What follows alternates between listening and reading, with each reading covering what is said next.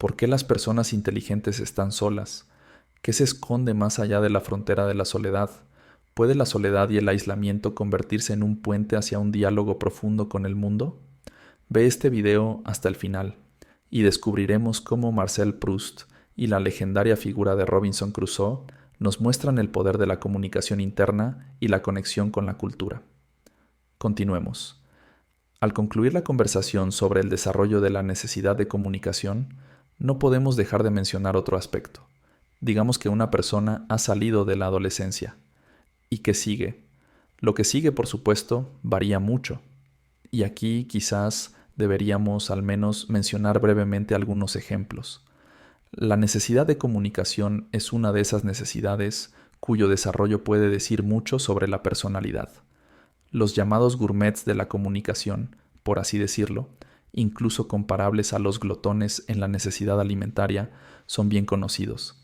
Esto se describe claramente en Benito Pérez Galdós, cuando queda absolutamente claro que no existe una necesidad natural de comunicarse de esa manera, con tal intensidad, y tampoco hay normas sociales específicas, y probablemente intuimos que tal desarrollo, tal como si fuera un superdesarrollo de la necesidad de comunicación, dice mucho sobre una persona. Pero me gustaría dar otro ejemplo.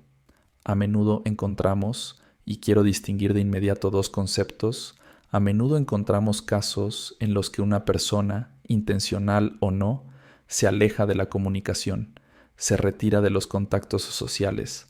Y aquí hay una distinción, no estricta, pero espero que comprensible desde un punto de vista cotidiano. Se distingue entre soledad y aislamiento. La soledad, en este caso, sin explicaciones adicionales, probablemente esté asociada con ocupar una posición social específica, paria social, misántropo. Por ejemplo, en la famosa obra de Molière, El misántropo. Este tipo de persona deliberadamente solitaria, que se excluye intencionadamente de los límites de la sociedad, representa una postura. Es una postura social y el desarrollo personal aquí ocurre dentro de ella. Por otro lado, el aislamiento es algo más sutil. Y probablemente conozcamos el famoso ejemplo del gran escritor francés del siglo XX, Marcel Proust.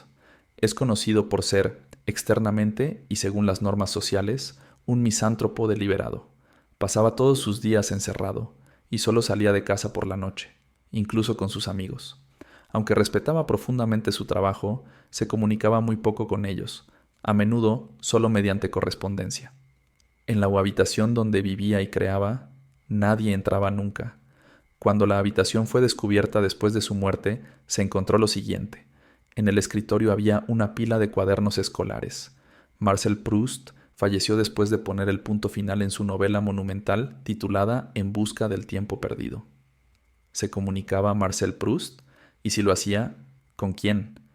En su aislamiento probablemente la respuesta suene un poco solemne, pero aquí el tono solemne es adecuado. Se comunicaba con la humanidad, se comunicaba con los potenciales lectores de su novela. Y hay que decir que, por paradójico que parezca, sus contemporáneos no comprendieron plenamente la novela de Proust. Pero nosotros, personas de finales de siglo, entendemos este texto cada vez mejor. Por lo tanto, en cierto sentido, se puede decir que Marcel Proust también se comunicaba con nosotros, a través del texto que creó, a través de su novela y, en un sentido más amplio, a través del objeto cultural que nos dejó. La comunicación personal es un diálogo mediado por objetos culturales, y no es necesariamente indispensable estar en contacto social directo con el interlocutor si existe un texto o, en un sentido más amplio, un objeto cultural.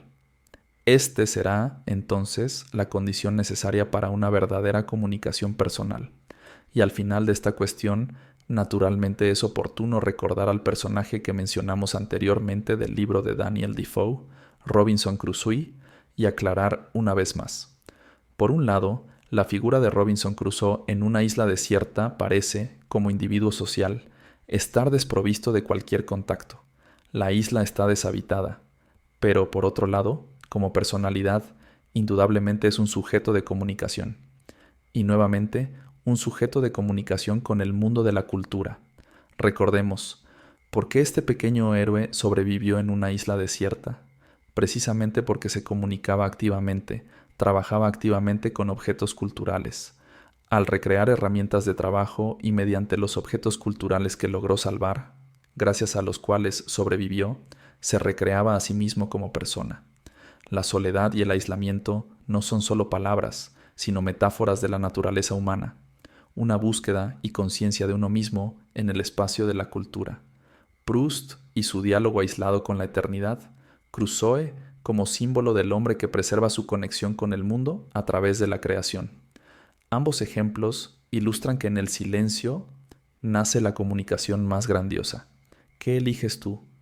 ¿El aislamiento para la creación o la soledad como postura? Comparte tu punto de vista, porque tus reflexiones pueden convertirse en parte de una gran conversación. Suscríbete al canal Eco de Pensar, un lugar donde las conversaciones intelectuales encuentran su hogar. Tus comentarios nos inspiran a abordar nuevos temas.